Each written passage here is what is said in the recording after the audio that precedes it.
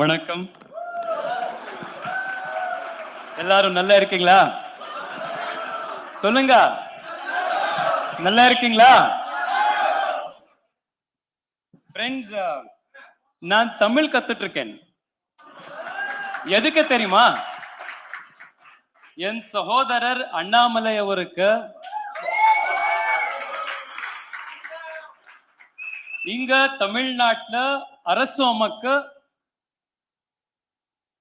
அமைக்கு நான் உதவி செய்யணும். அதுக்காக தமிழ் கத்துட்டு இருக்கேன்.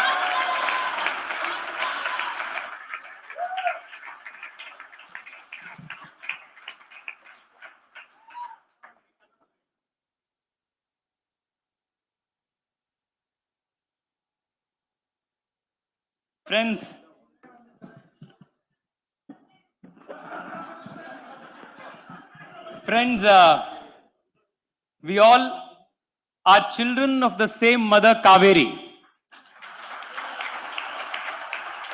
And today, the BJP Thinkers cell, under the leadership of my very dear brother, the resurgent hope of Tamilnadu, Shri Annamalai ji, has given me this opportunity to come before all of you and speak about a very interesting subject. The common cultural linkages between Ganga and Kaveri. I come from the land which is the Ugamasthala of Kaveri. And naturally, as a Bharatiya, we have imbibed in us the spirit of all holiness which pervades this great land. If one were to understand the very essence of Bharat as a nation, one will very clearly understand that Bharat is a nation not because of political jurisdictions, but primarily because of the cultural space and the cultural unity that has kept this country as one. In her seminal book, India, a Sacred Geography, Diana Eck makes this very interesting and poignant point. She writes, and I quote, "India is united by its sacred core, not by the power of kings and governments, but by the footsteps of the pilgrims. India is a sacred geography." This line, that India is united by the footsteps of the pilgrim, is something that has kept this country as a culturally thriving entity, a naturally alive entity from the past millennia. The concept of Tirthayatras, our festivals, our gods, our itihasas, our epics, our stories, our holy rivers, our temples, our music, our culture, our dances. This is what has kept India as one, Bharat as one. Despite kings coming and going, invasions that lasted for centuries, despite earthquakes, floods, pandemics, despite droughts and famines which were deliberately engineered, governments came and went, kings came and went, elections came and went, chief ministers, prime ministers came and went, but Bharat remained as one because Sanatana Dharma protected this land and kept this land as one.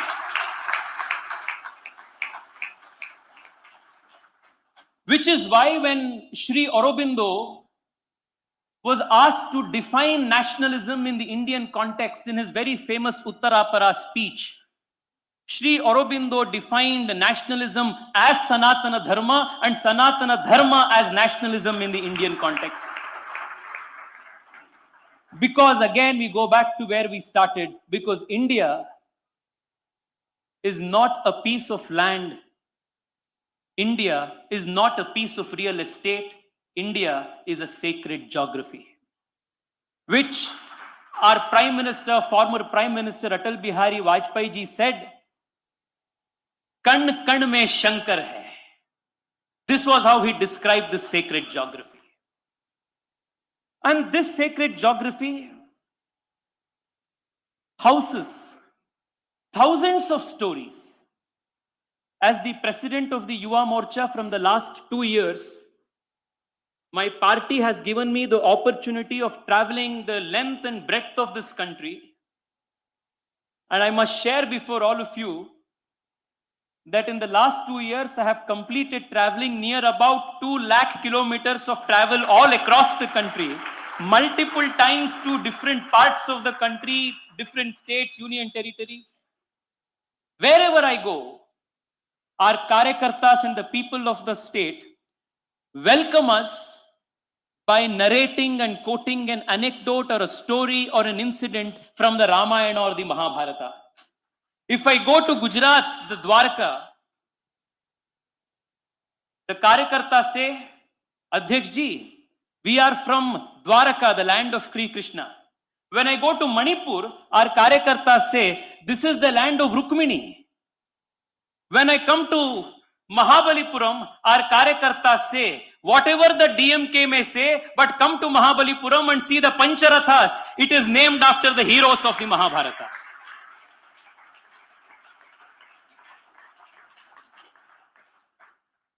Never in this country's cultural history have we heard of incidents where a pilgrim or a saint had to approach a government official to obtain a passport to go from Tamil Nadu to Kerala or from here to Kashi.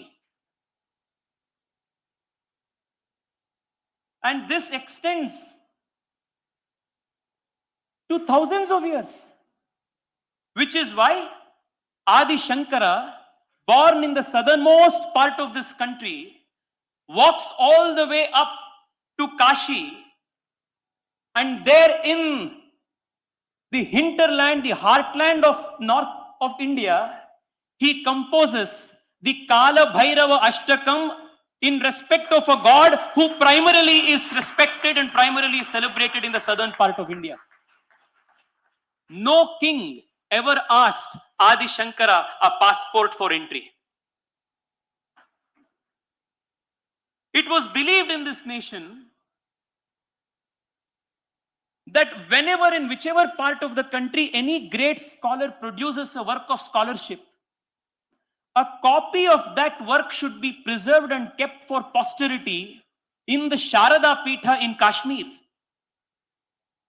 So when the Sharada Pitha in Kashmir was ransacked, manuscripts from all over the country in different lipis were found, and they were destroyed by those who wanted the end of the civilization.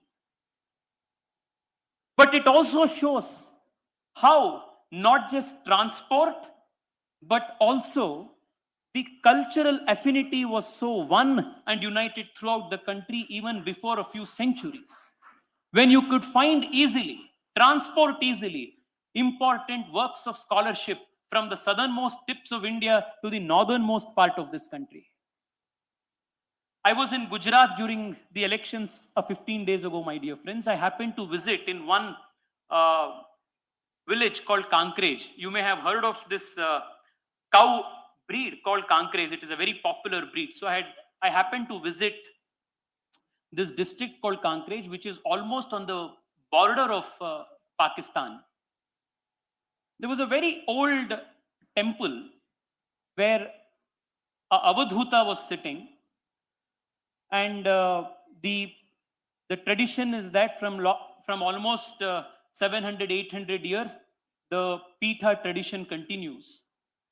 When I went and visited and took the blessings and darshana of the Avadhuta there, he told me how every year from Kankrej and those districts of Gujarat, thousands of pilgrims go to make a Tirtha Yatra to Hingala Mata in Baluchistan of Pakistan and still keep the civilizational memory alive. This is how this country's culture and civilization is kept intact. Friends, whether it was Shankaracharya's establishment of the 4 mutts at the 4 corners of the country, or the temples that our ancestors established in honor of different gods in different parts of the country. I just met our Karyakartas from Tanjavur and I asked him, your city is famous for the Surya Narayana Kovil. There are 4 very important sun temples in India. One sun temple is in Martanda, which is right now in the Pak-occupied Kashmir. The second is in the west, in Modhera in Gujarat. The third you have in Konark, in Odisha, in the east. And then you have in the south, in our own Tanjavur, the Surya Narayana Kovil in the south. Whether it was the prayers to the Navagraha deities, whether it was the mutts, whether it was the festivals, all of these kept this country as one throbbing cultural entity. Friends, even the temple architecture is something where you find great commonality between the north, the west, the east and the south of this country. Very recently, I came across this very interesting snippet. In Kashi, one of the most important deities of the town is Annapurna. And here in Kanchi, in the Kanchi Kamakshi temple, just opposite the Garbhagriha, you find a special Sannidhanam that is made for Annapurna. A very interesting fact is that in this special Sannidhanam for Annapurna Devi in Kanchi, you will find that the temple Vimana has 6 peaks, which is very unlike other South Indian Vimana Gopuras. And if you try to find out why this Vimana has 6 peaks, the answer to that is the Annapurna temple in Kashi has 6 peaks, and that is the commonality that you will find. The Narada Sutra, the Narada Samhita, is one of the oldest texts which describes in threadbare detail the architecture, the rules and regulations on construction, as well as the temple sculpture. If you were to ask a DMK fellow, he will tell you this Narada was also North Indian, the Narada Smriti is also North Indian. But you go to any temple in the south of India, 99%, I'm saying 99 because the recent temples I do not know, but all the historical temples, 100% are according to the rules and Shastras and the regulations as laid down in the Narada Smriti and the Agama Shastras. This is how the temples have been governed here. This is how, through festivals, through temples, through art, music and culture, this country was culturally kept as one. I don't know if in Tamil Nadu this practice is there, but in Karnataka, when we were all growing up, when we were in first standard, second standard, just when cursive writing and handwriting were to be taught in school, our grandmother, my grandfather, they would all make us sit and do one exercise. Every day morning, we were supposed to write in the A4 size sheet paper in the notebooks that they would give, that one single line notebook. Shri Rama Jaya Rama Jaya Jaya Rama. This was what we were supposed to write 108 times a day to improve handwriting. I don't know if this was a common exercise that we did it here, but this was something. When, growing up from that culture, when I hear somebody say that Rama is a North Indian person, you will be astounded and shocked, and also you will be flabbergasted at the person making that claim and his stupidity. You have one of India's top cricketers. His name is Lakshman Shiva Ramakrishnan. And the people here say Rama and Krishna and Lakshmana are North Indians. For how long have we let this kind of a narrative gain ground here? Friends, if we understand how festivals played a role, I mean, it is common knowledge, it is so obvious, all these things that I am telling all of you, none of this is something that I have cooked up. It's only when you have to lie that you have to cook up something. To establish and propound truth, all you need to put is your own lived experience before people. So I do not want to elaborate how, whether, Pongal in Tamilnadu, Suggi in Karnataka, Sankranti in Gujarat, Maharashtra, Bihu in Assam, how this has kept the country together. There is also very interesting, while this is an agricultural festival, and because we all come from this agricultural background as a country, even large Hindu festivals like Kumbh Mela finds resonance in different parts of the country. We generally know that there are the four important Kumbh Melas that happen, one in Prayagraj, where it is the Sangama of Ganga, Yamuna and Saraswati, in Nasik, in Ujjain, and then in Haridwar. And Kumbh Mela is a very, if you try to understand Kumbh Mela, you will understand how the Sanatana Dharma system functions. No pamphlet is printed, no banner is made out, no announcements are made through loudspeakers. People assemble on the said day from different parts of the country in all religious fervor. They come, they take a dip, they offer prayers to whatever parampara they follow and go back silently.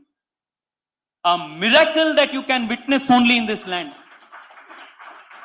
The interesting part is, while all of these four primarily happen in the northern and the central part of India, in the south, in our own Kumbha Konam, we have our own version of the Kumbh Mela. And it happened, it's Mahamagam. And Mahamagam and all of. And the beauty is, Rakka, when she was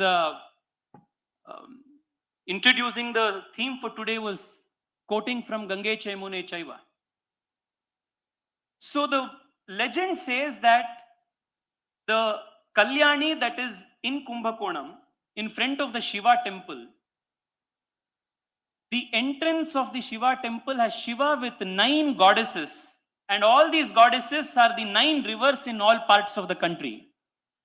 And when the yatra takes place, and all the devotees and the gods from all across the town come and do the holy dip, it is believed that you get more punya by doing the snanam here than what you get in all the 9 different rivers combined. So this is Gange cha Yamune chaiva Godavari Saraswati Narmade Sindhu Kaveri Jalesmin Sannidhim Kuru in action. You may not know the shloka by heart. You may not have memorized the shloka. But even if you are the quote unquote the unwashed, illiterate,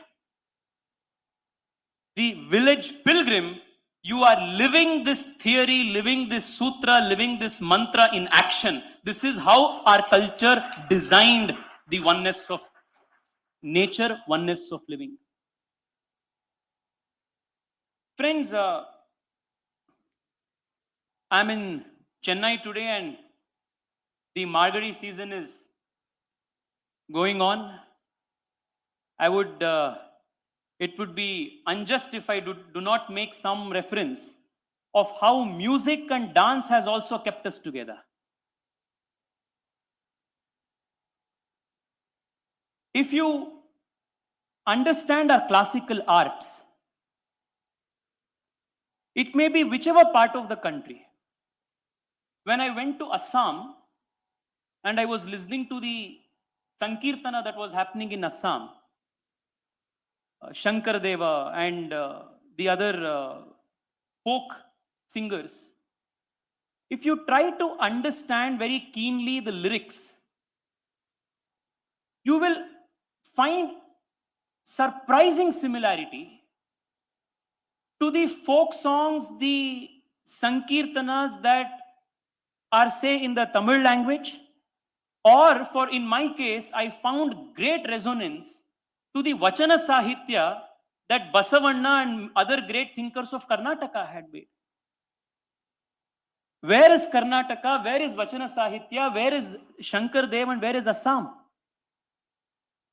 But all of this, the classical music of this country, the devotional music of this country, binds us again together.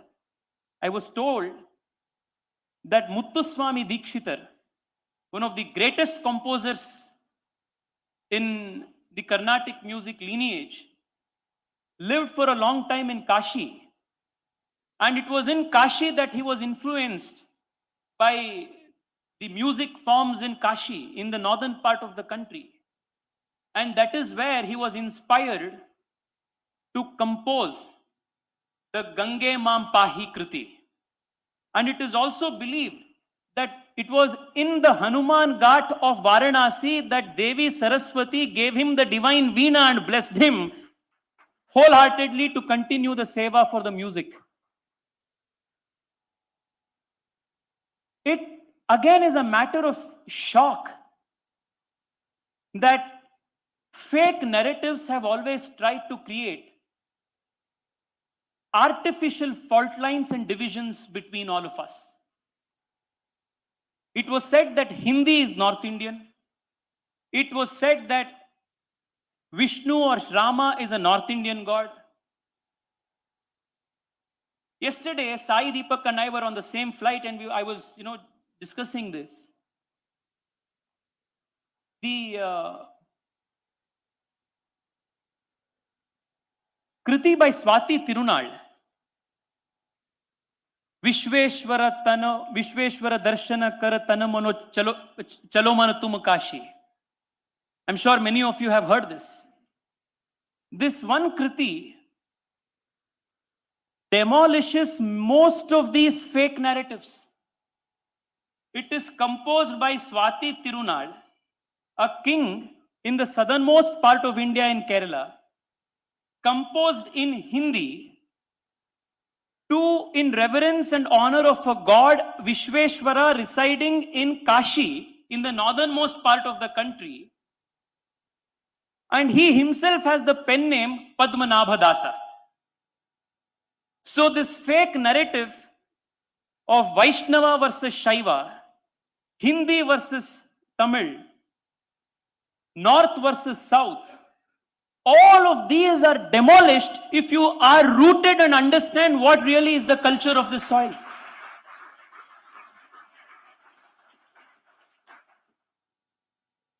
So is Bharatanatyam, which is inspired. Bharata Maharshi's treatise And if you read up where Bharata Muni lived, he lived the greatest part of his life in Ayodhya. So I am surprised as to how, for such a long time, we allowed narratives of this kind to run aground. When I travel Maharashtra,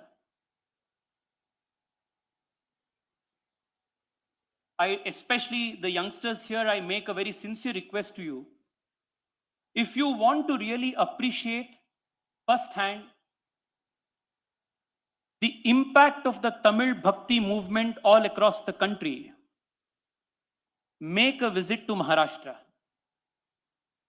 There you will realize how the Bhakti movement, which emanated and originated in the southernmost part of this country here in Tamil Nadu, swept the whole of the nation and was also the most potent and resistant force in the north against the Islamic invasions that swept through the country. One of the greatest contribution by the Tamil civilization in recent times is this resistance that the Tamil nation provided, the Tamil civilization gave, inspired the rest of the country through the Bhakti movement. This is the lived reality. This is how all of us have understood Indian culture to mean, to live, because this is the only life we have lived.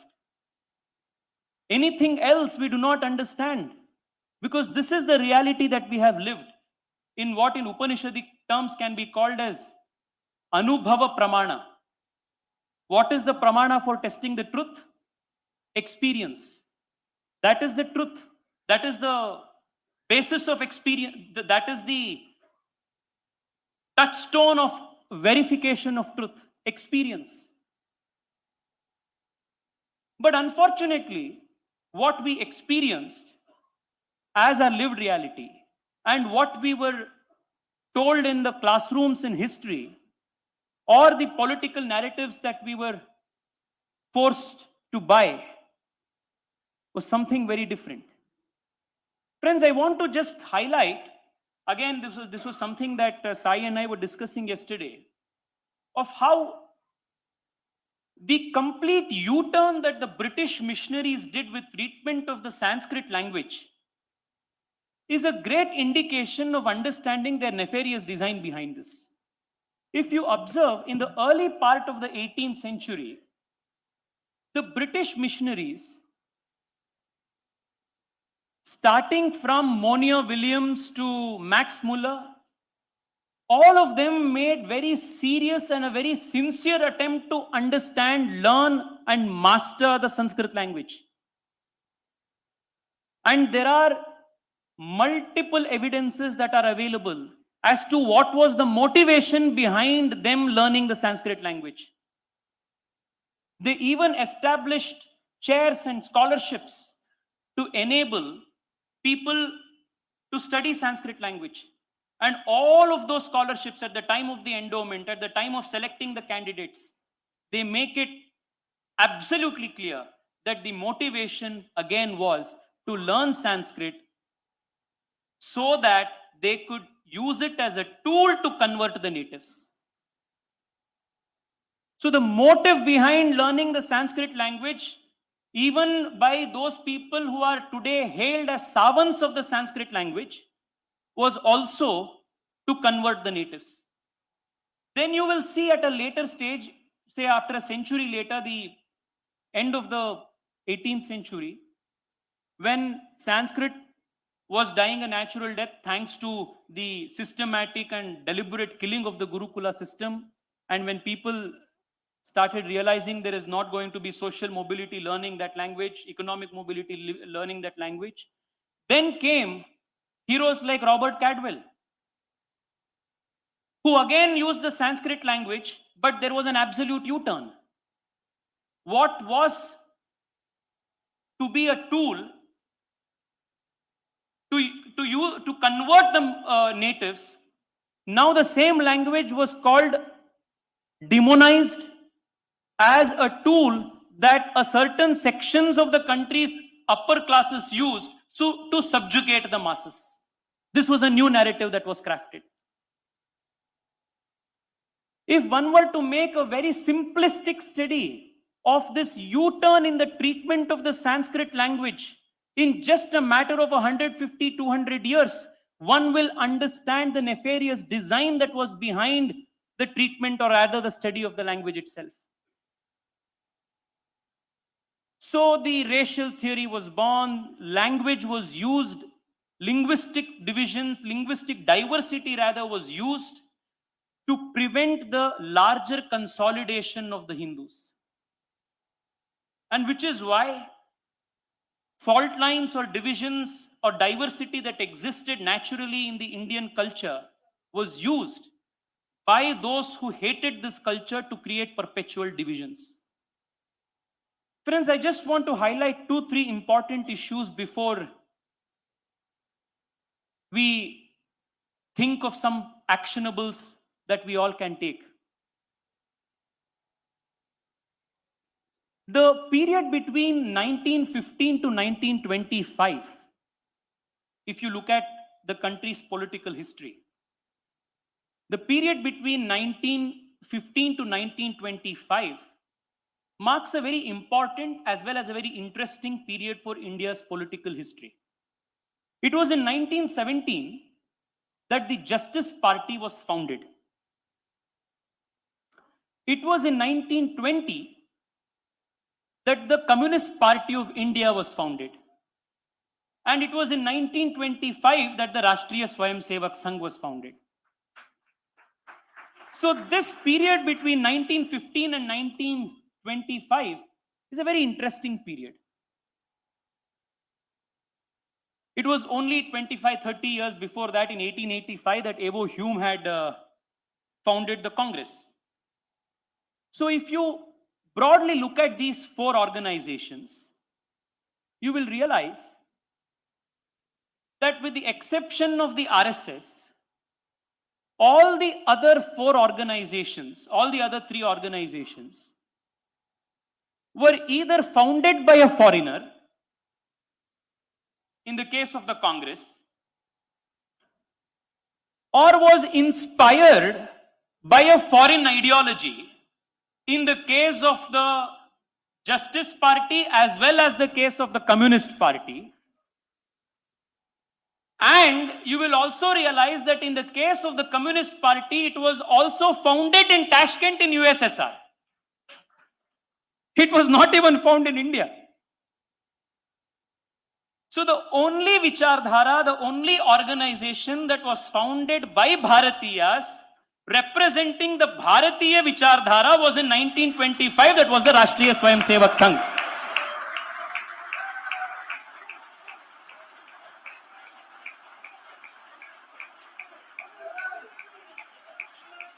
So all of these other organizations, they are neither Bharatiya in spirit, nor are they in thought, and never have been in action.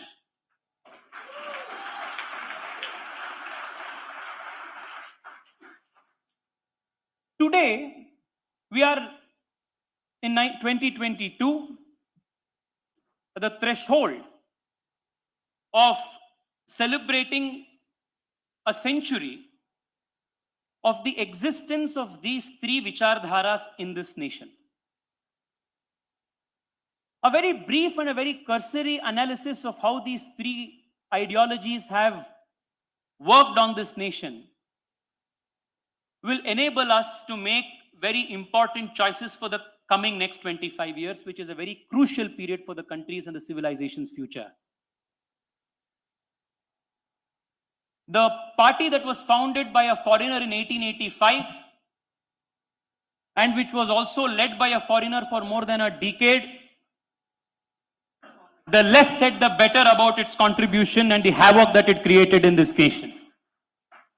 The decade that it ruled was a decade of decay for this country.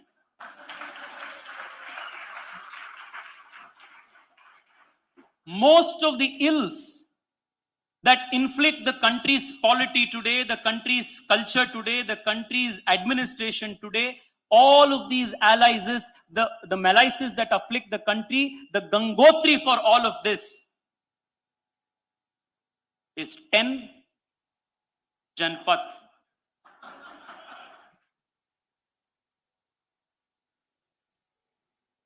The second ideology that was founded in 1920, the Communist Party of India in 1920 in Tashkent, like the Congress Party, even that is on its way to extinction. The only last remnants are today perhaps in two places, in some parts of in Kerala and in some tea stalls in JNU. Other than that, you will not find this ideology relevant or alive anywhere. But if you look at this ideology all throughout the country, all throughout the world, you will find that this ideology, this Vichardhara, has this innate ability to morph itself into new avatars.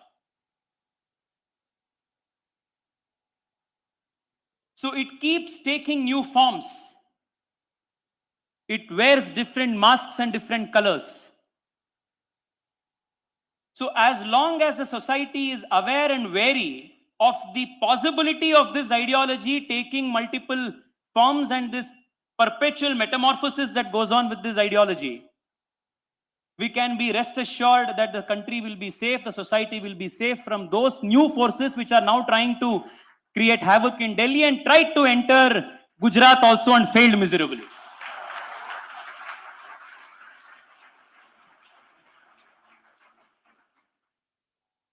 I was in Kerala just 3-4 days ago. I had been there to participate in a Shraddhanjali program organized by the Bharatiya Janata Yuva Morcha in honor of our former Vice President of the state, Shri Jayakrishnan Master. Shri Jayakrishnan Master was murdered by the communists in 1999, December 1st. He was 36 years old. He was teaching a class full of students, and in front of his students, the communist terrorists butchered him and killed him in the most horrible, most horrific of manner. His body was cut into 8 pieces. In front of his children, in front of his students. For more than a decade, most of the children who witnessed this murder had to go through therapy. This is broadly the contribution of the communists to India. Violence. Violence in the name of protecting freedom of expression. Violence in the name of protecting diversity. Violence in the name of protecting and championing the cause of the poor. Friends, I also met our karyakartas who were there in jail on false fabricated charges.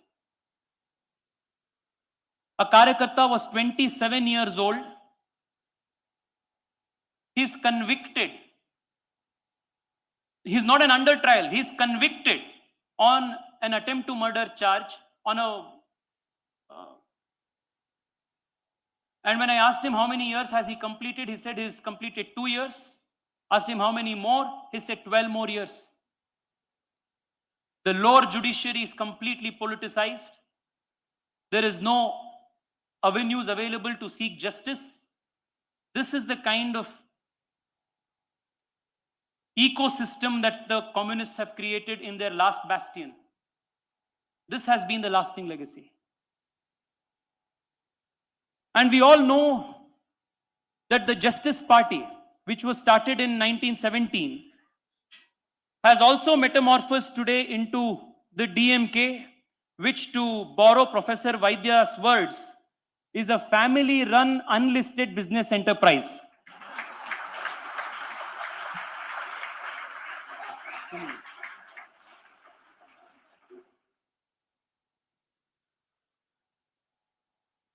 Now it's listed.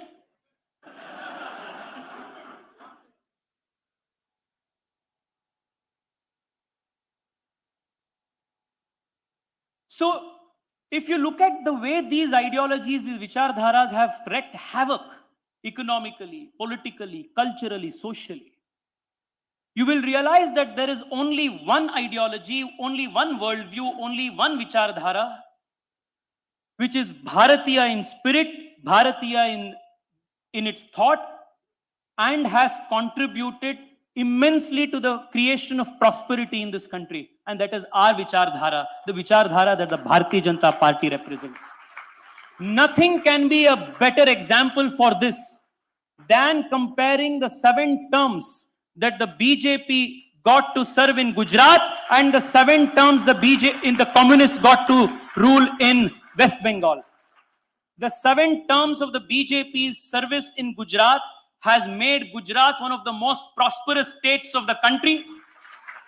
The per capita income of Gujaratis is one of the highest in the country. Gujarat is the state known for its best kept law and order. There is Shanti, there is Samruddhi, there is Suraksha.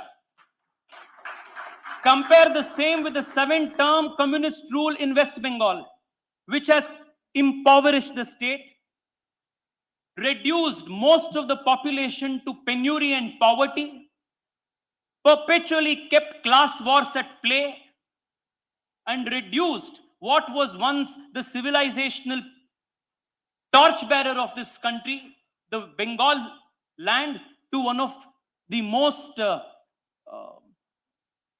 diminished, one of the most deracinated places and population today in the country. This is what the communists did in 7 terms that they were blessed with. The reason why I had to mention all of this, my dear friends, is this: that the political narrative is an all-pervasive narrative. The narrative that we set in politics determines what kind of narrative is set in your music. The political narrative determines the kind of movies that are shown. The political narrative determines the kind of sportsmen that are encouraged. From art to sports to culture to the kind of books that are published, the political narrative is omnipresent, omniscient, and determines everything. Fix the political problem, rest of the problems will all get solved on its own.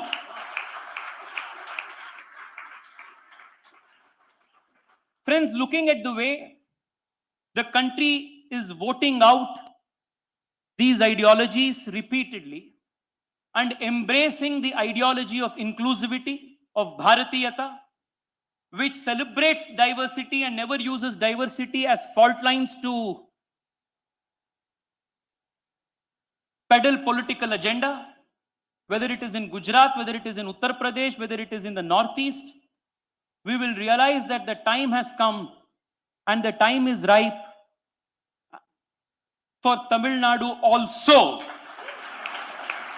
to be walking on this path. Friends, politics is a very interesting business. The message is important. But in politics, the messenger is also as important as the message. For a very long time, not just people in Tamil Nadu, people even outside of Tamil Nadu who were sympathetic to the interests of this nation, of this culture, of this civilization, of this land, we always felt that we needed a stronger messenger to put our message across in Tamil Nadu.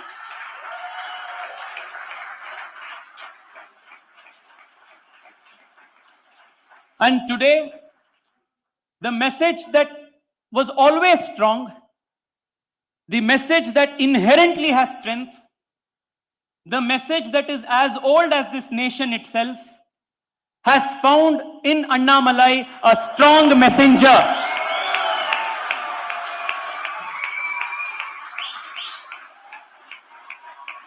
And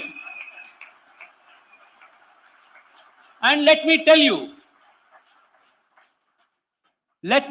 with 100% certainty, a very, very silent, but a very, very real revolution is taking place in Tamil Nadu as we speak.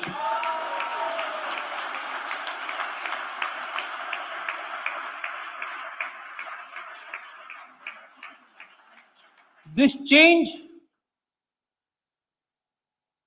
is being noticed, acknowledged in different parts of the country. When I am in the northeast of India, say in Guwahati, boarding a flight,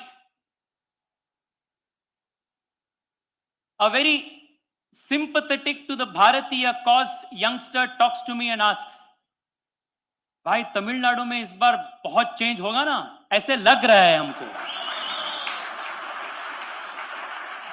This is the overall sentiment throughout the country. It is now our responsibility to translate this intangible sentiment into tangible political dividend. Friends, I want to only say this before I conclude.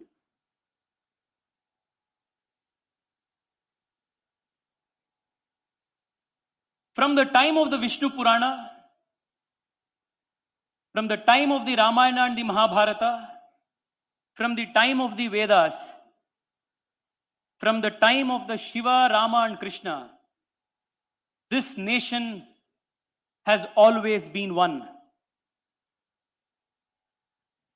Whoever may try whatsoever they want to, but it is impossible to break the unity that is integral to this nation so long as the country's people remain true to its dharma. Because that is the secret of this country's soil. Dharma has united this nation. And nothing is more important for Bharat today than unity. Unity at the level of our languages, unity at the language of our states, unity at the language of our myriad different traditions and culture, and unity in every aspect. We must remember that the Bharatiya Janata Party and the RSS combined have done more to lift the people out of poverty than the communists have done ever in the whole world.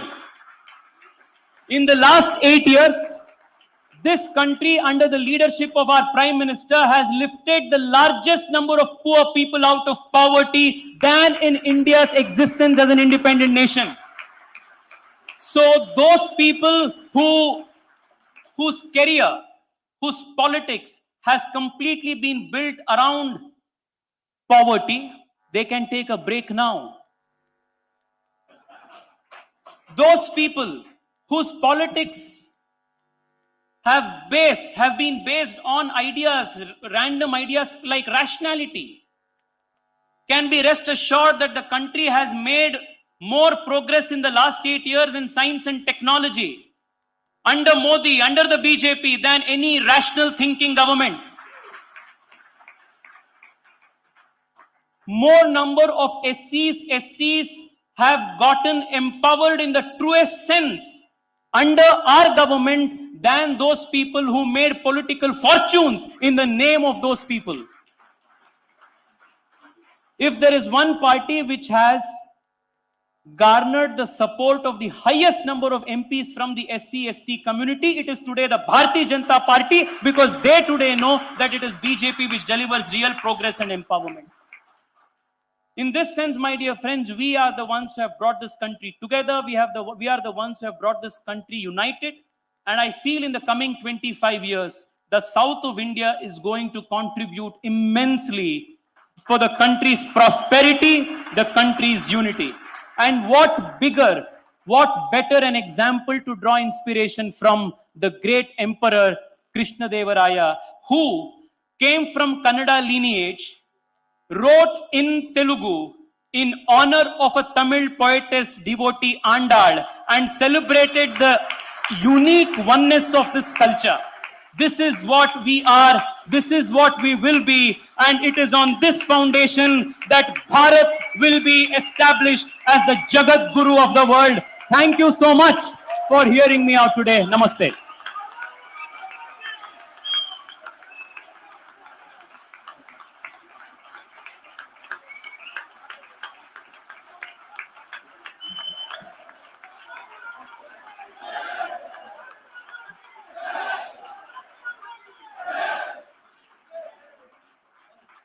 It's really overwhelming to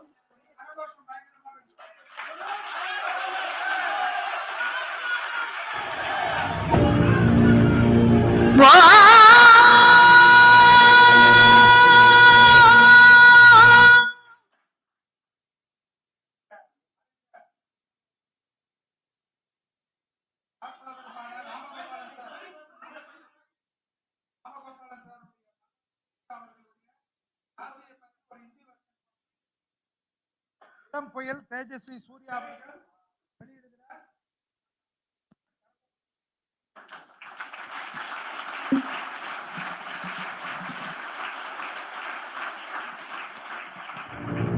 Srimati Sindhu.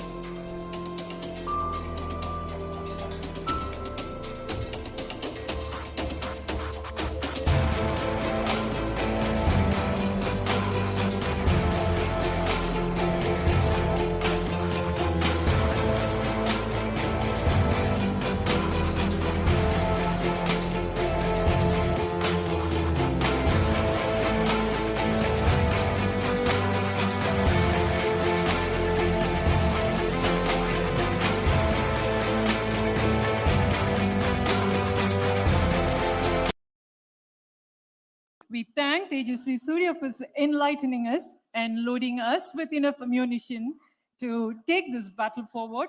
India is a sacred geography, starting from there to quoting, nationalism is Sanatana Dharma. The poet of this land, Mahakavi Subramanya Bharati, in his own words, emphasized on the same point, saying that, Sedamilla Hindustanam Madai Devamendra Kumbidadi Papa. Thank you for enlightening us with the same point. There is not a point that you miss. Art, culture, architecture, temple, agriculture, history, and how political narrative influences cinema, literature, and sports. May I request Sundar Raman and Mrs. Sharada and Mr. Suresh to honor our next speaker, Sri Sai Deepak.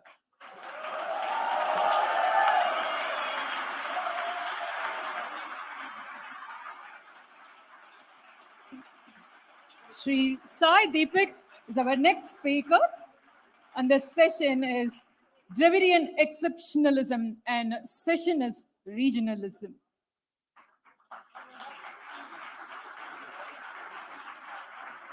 Shri J. Sai Deepak is a litigator practicing as an arguing counsel primarily before the Supreme Court of India and High Court of Delhi. A mechanical engineer from Anna University, Sai graduated with a bachelor's degree in law from IIT Kharagpur's Law School in 2009 and has carved a niche for himself as a litigator in civil, commercial, and constitutional matters. He has been part of several landmark cases of commercial and constitutional significance before the Supreme Court and High Court of Delhi. And the most important thing about Sai Deepak is most of his public speeches goes viral, and every Diwali, his speech about why do we celebrate Diwali, why do we burst firecrackers, I receive at least 15 of them from different WhatsApp group. He is an author and the bestseller, he's the author of the bestseller that India, that is Bharat, and India, Bharat, and Pakistan. Even today, I saw him signing a few books here on this dais. Over to Sri J. Sai Deepak to listen to him on Dravidian Exceptionalism and Secessionist Regionalism.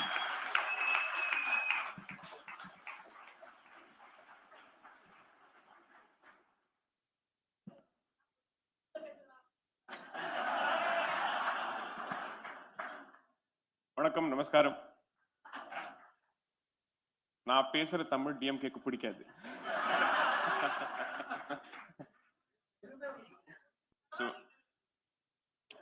so I'll do my best நான் try பண்றேன் we are all children of Macaulay unfortunately so it's unfortunate that I'm much more proficient in English than any other Indian language. I will try and reduce this deficiency in my public preparation over the coming years. This much I guarantee.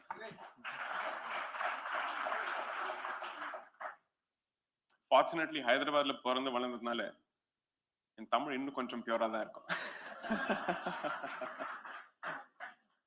Our blessings.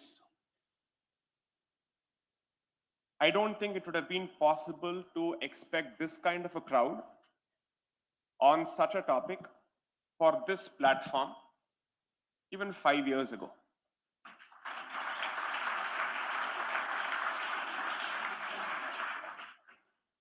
I think the history of Tamil Nadu has come a long way from the origins of 1917 significantly. I've had the benefit of calling him as Tamil Nadu in Tamarai. That is Annamalai. Oh, I'm so sorry. So sorry.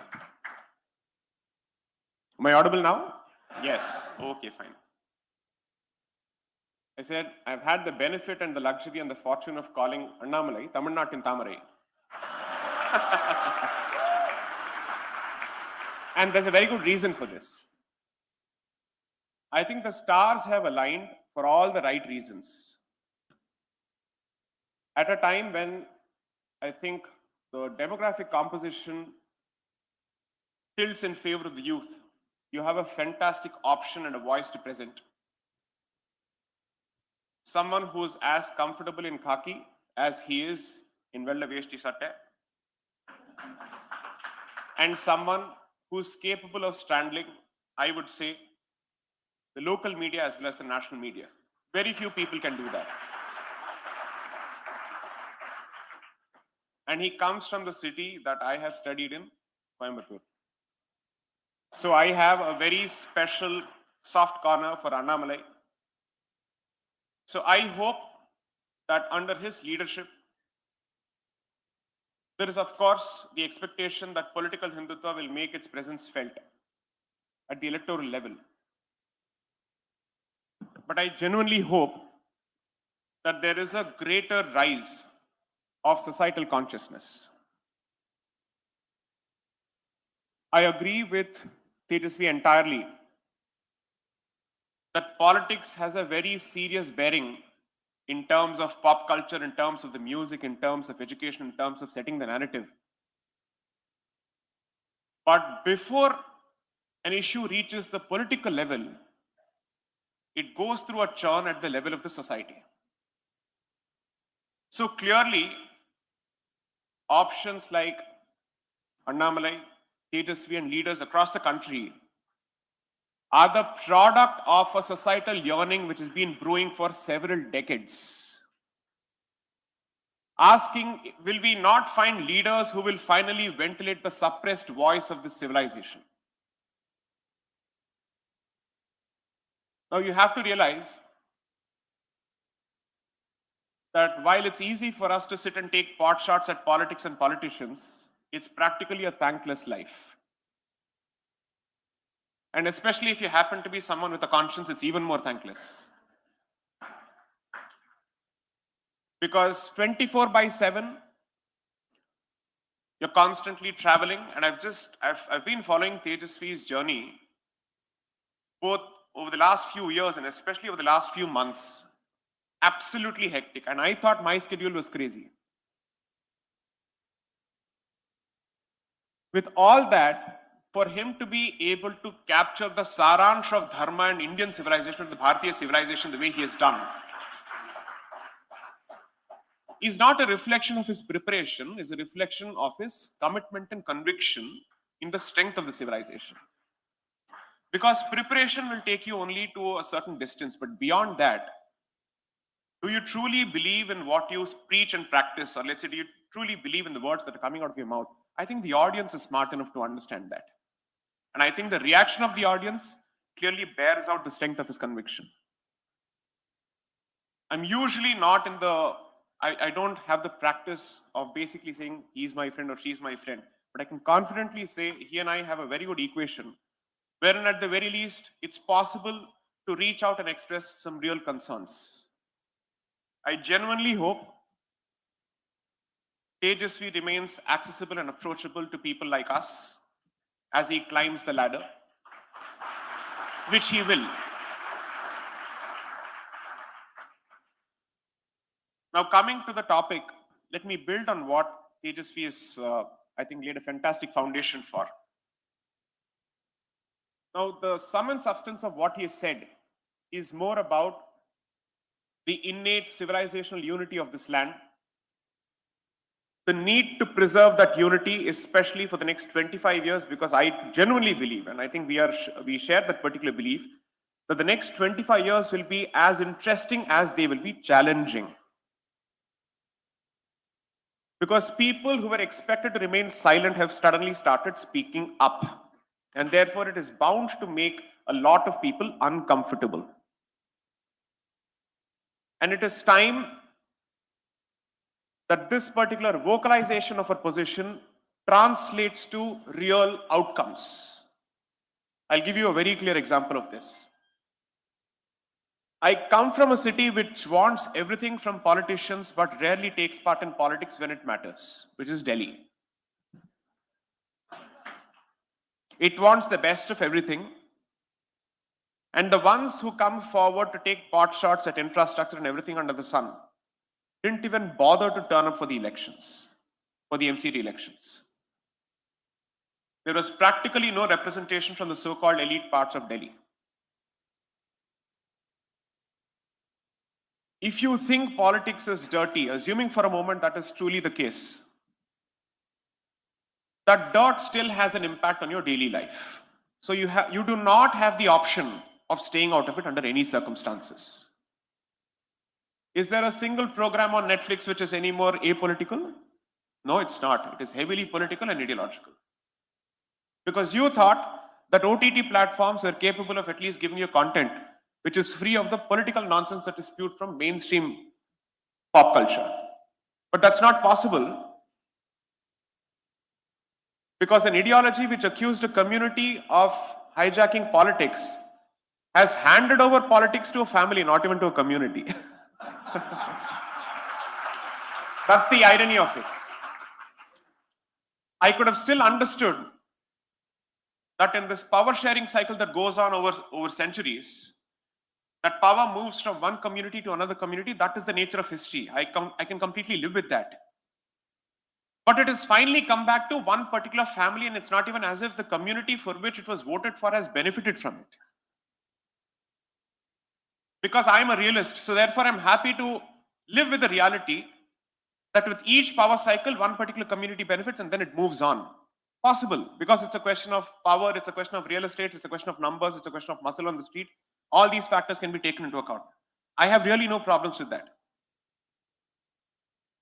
Now, why is it that these topics become relevant? The one thing that Tejasvi said is very pertinent. I'm just trying to build on that, which is, how did we allow these fake narratives to find water and to find nourishment in this land? It goes back to a central thesis that I've been trying to put out for the last 3-4 years. You can only blame the outsider to a significant extent, but beyond that, you have kept your doors open for the outsider. And therefore, it is a blame that we must equally share for the fissures that have been created amongst us. So while I will certainly focus and request the members of the audience to focus on the larger message of unity that he has presented, the way to that unity is to understand the root cause behind the existence of divides among us.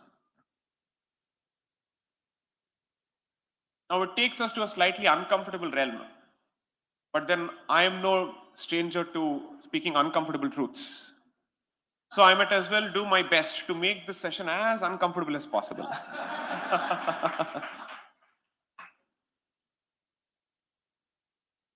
The recent controversy surrounding Ponni and Selvan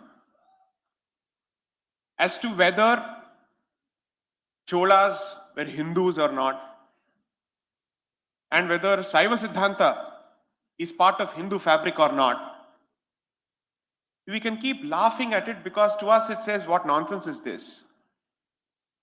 But there was a very clear politico-theological foundation that was laid in this part of the country for this particular kind of politics to find support. Tejasvi mentions the period from 1915 to 1925. I would just request you to go back perhaps a century before, because the origins of it effectively starts from 1801. So I'll give you just a few timelines. By the time I am done, I will connect the politics of 1801 to the Sabarimala petition of 2016.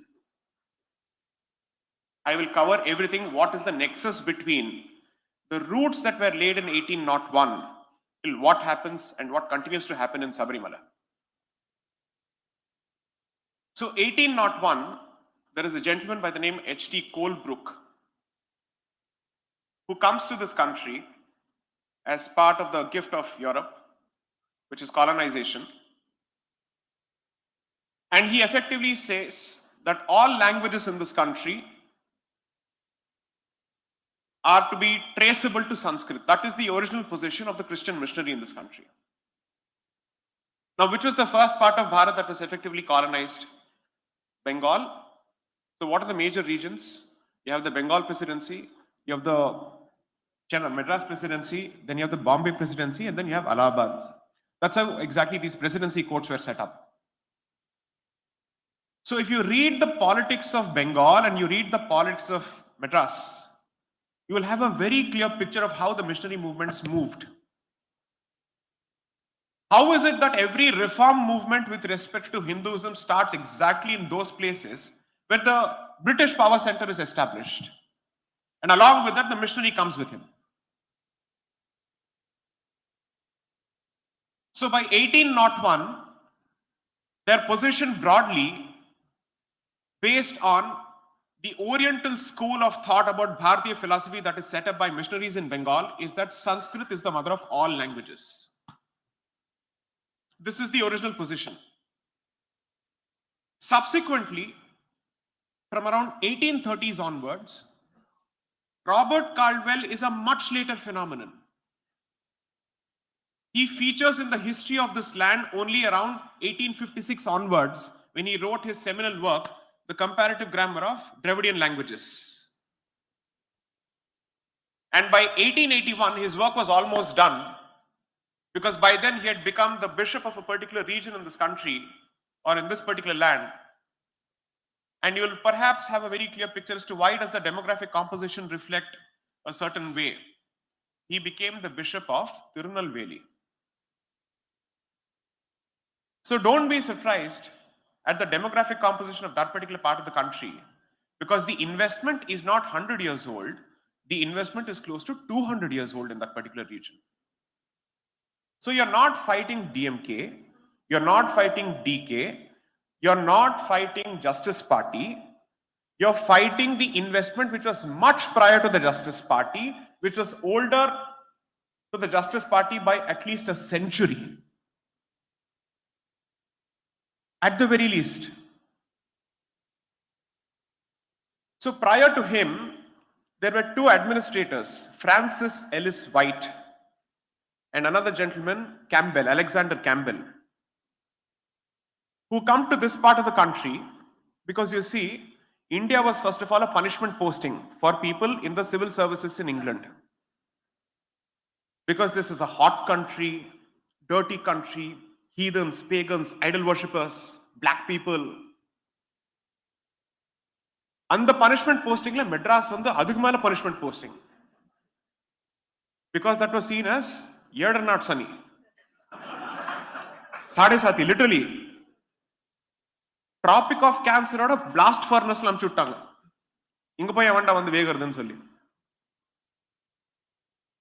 And therefore, since Bengal presidency happens to be the first brush of the British colonizer with the Indian civilization, and since he is not used to the cultural diversity of this land, when he comes to Madras, he thinks that this is so radically different from Bengal. And therefore he starts assuming, look at the difference in physical features, look at the difference in script, look at the difference in language. 100% these are people from a different race. That's how their understanding starts. Because Bengal is not what you see as Bengal today. Bengal presidency includes the better part of North India until its partition in 1905. So they see a certain culture there, and Madras presidency goes right from the bottom until Odisha. And they say all these features and the difference in features must be attributed to something very, very fundamental. And that is a difference in race. Now you have to realize that simultaneously, as Tejasvi pointed out, missionaries are trying to find out what is the best way to convert. Because that's their single point agenda. Now, can we learn Sanskrit and somehow establish a similarity between Sanskrit and our languages so that we can go after the top order of the society, namely the Brahmins, and then convert the rest of the society? Once Brahmins have been converted, they fail to convert.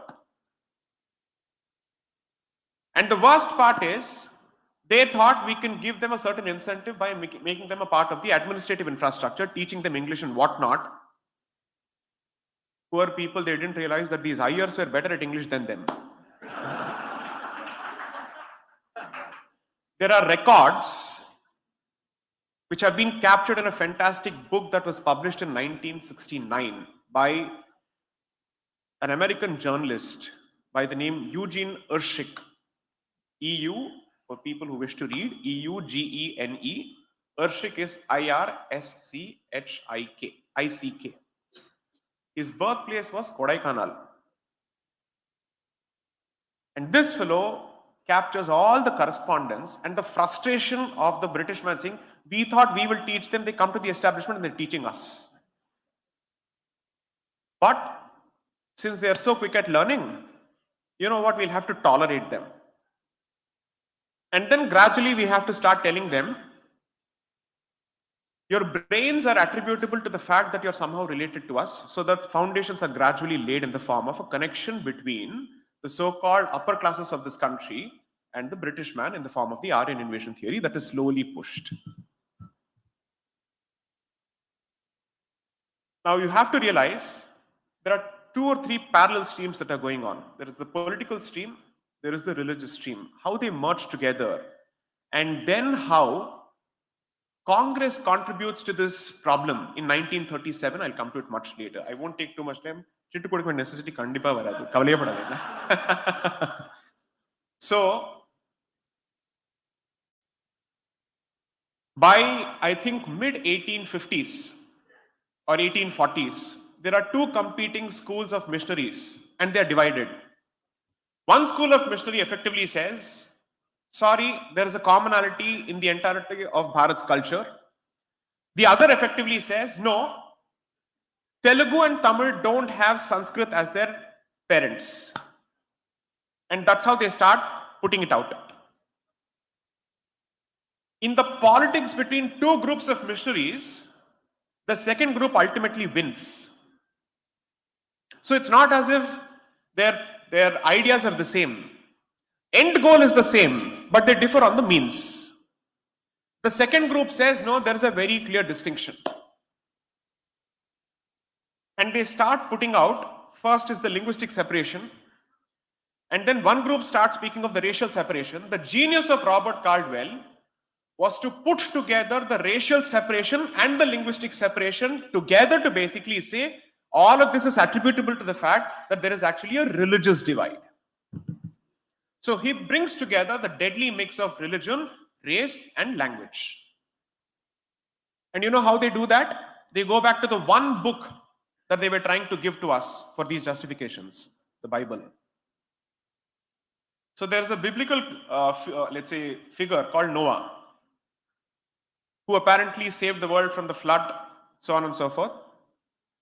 So Noah has 4 children, Japheth, Shem, Aram, and Ham. By that time, William Jones, who is credited for revival of Sanskrit in this country, had already taken the position that Sanskrit was the language of 3 children of Noah: Ham, Japheth, and Aram. 4 குழந்தைகள் மிச்சம் யாரு? ஒருத்தன் தான். Right? Shem. So, the new theory that starts is Tamil and Dravidian languages are the language of Shem. And that Tamil apparently is closer to Old Arabic and Hebrew than to Sanskrit. Imagine this was pushed and this was taken very seriously. By 1856, Caldwell makes this a central document. By 1881, when he's become the Bishop of Tirunelveli, what he starts doing is, let me start mapping those parts of the Madras Presidency where there's a lot of competition between communities and see where I can push this more successfully. The training ground and the experimental ground became Tirunelveli. And there he was able to push that entire theory successfully. Now, parallelly, what happens is, since you have effectively made the Brahmin the evil creature, his subsistence on the basis of dana from the rest of the communities are taken away. That leaves the Brahmin community with only one option for sor thanni. English kathan engeyad vala panni tholayala. Vera vazhi illa, enna engendhu saapadu varudilla. So they learn English and they join. This fellow treats them as an irritant who has to be employed. And the rest of them see, oh, so he's learned English and he's gone up. And that sense of competition is then exploited for the next 100 years. To effectively say, why should this community alone get English access? Why not others? Now then comes the next actor into this entire picture. There starts a fight between the Tamil identity and the Telugu identity. And the demand for a separate Andhra province also starts. So all of us will be fighting. You fight for Telugu, I will fight for Tamil. You fight for Modaliyar, he will fight for Ayyar, this fellow will fight for Chettiar. All of this will go on. The money seems to be coming from some other place.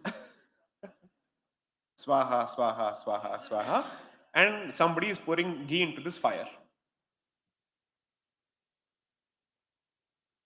All of this goes on until a point where by early 1900s, the language divide, the racial divide, and the religious divide have acquired very serious political overtones. When a societal cord, let's say a societal fissure, becomes so serious for it to find political representation, that means it has achieved mainstreaming. It has become that serious because people are now talking about it at the political discourse. So in the language of 1900s to 1920s, you will see the Aryan Dravidian divide. You will see the North Indian, South Indian divide. You will see the Brahmin, non-Brahmin divide. You will see the Telugu Andhra divide. All of this playing into the hands of somebody else. And it moves to a point where in 1919, where the Muslims were asking for entrenchment of communal electorates, which is to say separate electoral reservations for Muslims, people from the south were effectively saying, we too want this for a certain set of communities altogether. When that gets rejected, representatives from this part of the country go to London to say, do not give India home rule. And these are representatives of the Justice Party who go to London and specifically plead, home rule movement is apparently a Brahminical movement because it is led by Annie Besant. Because Annie Besant is one of the founders of the Theosophical Society of India, Vadayar. And she speaks of the greatness of this culture. And when she speaks of the greatness of this culture, she's talking about Brahminical culture. So if the British man leaves, the Brahmin will take over. Order. Active representations are made.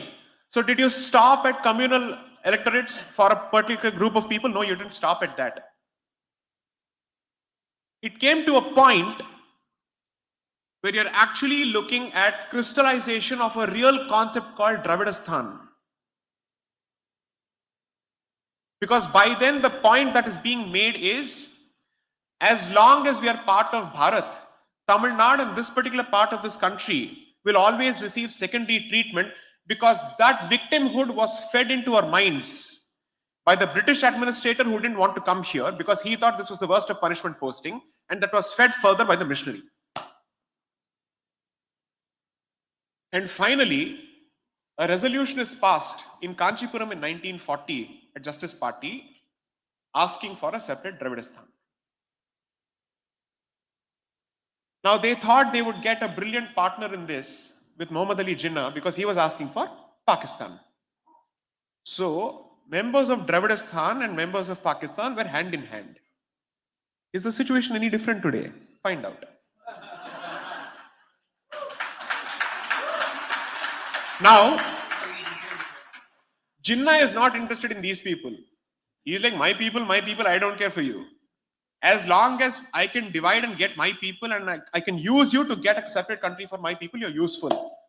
When Congress said we are not sitting on the table for any kind of negotiations if Dravidistan is on the table, Jinnah said, I am not supporting Dravidistan anymore.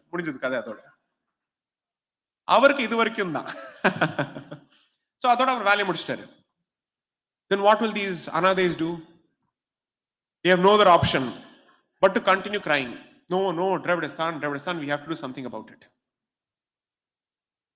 So from 1940 until 1963, effectively when, let's say, from Justice Party, it is moved to DK, from DK it moves to DMK, and then there's a clear parting of ways in terms of societal initiatives by our Dadi Periyar and by Annadurai on the other hand. This movement continues. Now, all this while, they drop 2 or 3 goals of the so-called Dravidian movement. The Christian missionary is constantly saying, break the caste structure, it's easy to convert. But a Dravidian movement which is entirely based on caste identity cannot give up caste identity, no? They can only remove it from road names. Beyond that, they can't do anything. Because without that identity, how do we ask for 69% reservation for Tamil Nadu? Very difficult. Right? Over and above the constitutional ceiling of 50%. That is a symbol of Dravidian exceptionalism and entitlement, where it believes that the rule that applies to the rest of the country does not apply to this country. So, they effectively start in terms of language imposition, so on and so forth. But the one mistake, and this mistake has to be attributed to the Congress party around that period, around 1937, is when there is already an Aryan Dravidian divide, there is already a language divide. They introduce Hindi in schools as a way of education. There can't be a stupider move in the history of this country where you introduce Hindi at a time when that language itself is the subject of a serious problem. when there is already a huge divide.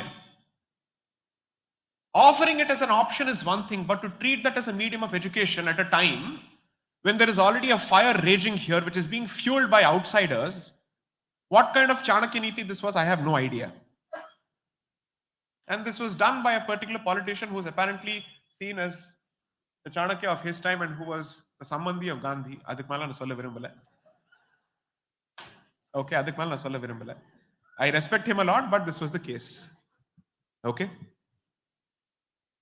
Governor General, Chief Minister, and all that later. Because when you're looking at history, we have to be slightly more ruthless and objective in our analysis. Our personal likings can go for a hike for a moment because you're talking about the country at the end of the day, you're talking about the civilization. So this is what happened.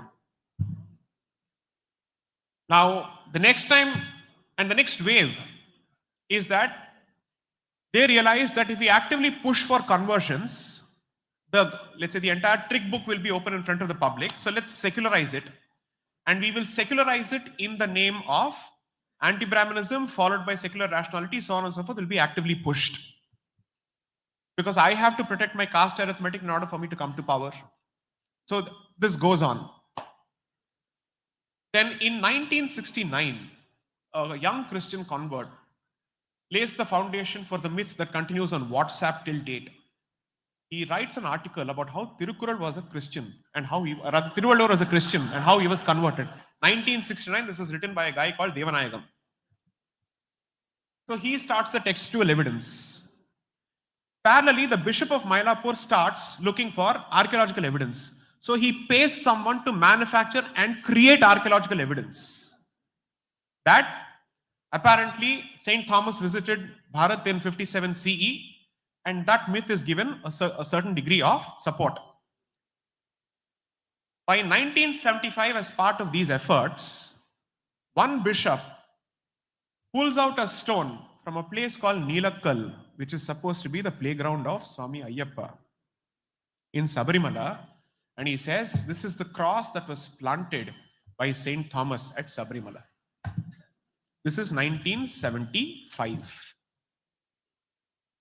Sabarimala Ayyappa devotees said, nothing doing, we'll come up in black shirts. And the karupu sattik, in the karupu satte vela pannum.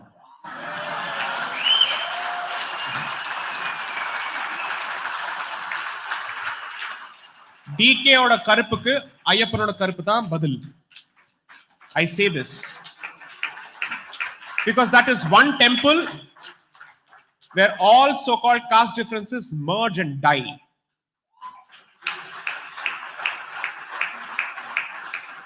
You don't know how to respect a woman, here's a brahmachari. You don't know how to talk about women, here's a brahmachari. Who knows what is celibacy, who has control over his tongue when he speaks about women or when he is in their presence. That's the difference. So 1975, this happens. Before that, in 1950s, the Sabarimala temple is broken into and the murti is hacked into pieces. Now, who has the incentive? I will not answer that question. And the temple is set on fire because you see, this is a Mala temple, and apart from that, since he is a yogi who is a Naishtika Brahmachari, it is not a temple that is supposed to be kept open year round. And therefore, what happens is the guardians of the temple, so on and so forth, they also leave the temple and they come down from the hill. So the kaakaradhukku eppovume yarum on the time la kadiyadu. So burn the place and hack the murti into pieces. So what started in 1950s, then there is an attempt in 1975.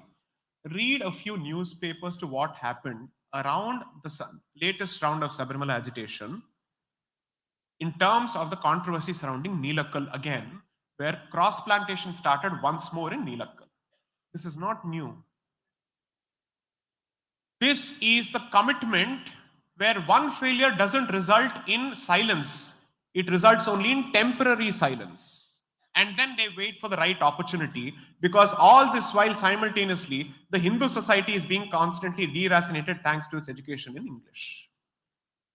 So you will wait when the society itself is ready to spew and spit on its own culture, and then you reclaim the place. The latest round with respect to Sabrimala, I don't know how many people have been reading this, is if the male Shanti of Sabrimala can come only from a set of families. That's the latest question. And the weapon that will be wielded once more, whose value and whose consequences I will leave it to the audience to judge, is a weapon called equality. Now, this is the broad setup or the broad framework of the Dravidianist cancer. Please address these problems immediately. It is no more in the realm of just pop culture. It is going to affect you in every way possible. The one part of this great nation or this great civilization that has managed to preserve its temples despite the ravages of time and history and 1200 years of barbarism is under a different kind of insidious attack. It is for us to say, okay, we'll keep fighting amongst ourselves. Our differences will continue, but no outsider will at least get the right to speak on the table when we are speaking.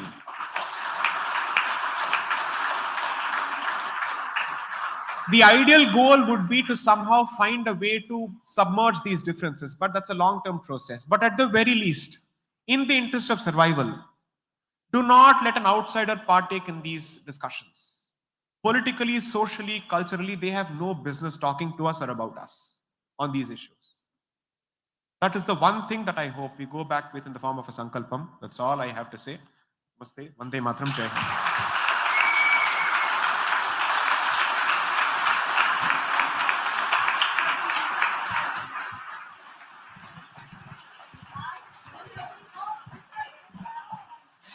Thank you so much, Sri Sai Deepak, for this wonderful awakening speech that you gave us here on the topic Dravidian exceptionalism and secessionist regionalism.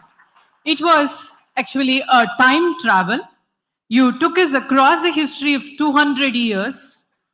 You helped us demystify the idea of the missionaries, the idea that has been planned and well executed over the last 200 years, and how we have been divided in terms of the region north and the south, the languages, and Aryan and Dravidian and whatnot, and also helping us demystify this Noah's 4 sons and help us connect how they tried to connect Hebrew and Arabic to one of the oldest languages, Tamil. They have been fueling this fire, and you also led us through the walk of the Dravidistan and the Pakistan and how Devanayakam plotted this missionary fuel and carried it on until today. I hope all of us will carry these values and also remember the final point that you told us, that we will not let an outsider speak while we are on the dais, while we are on the table talking on the subject. Thank you, ladies and gentlemen, for being patient and participating in this session.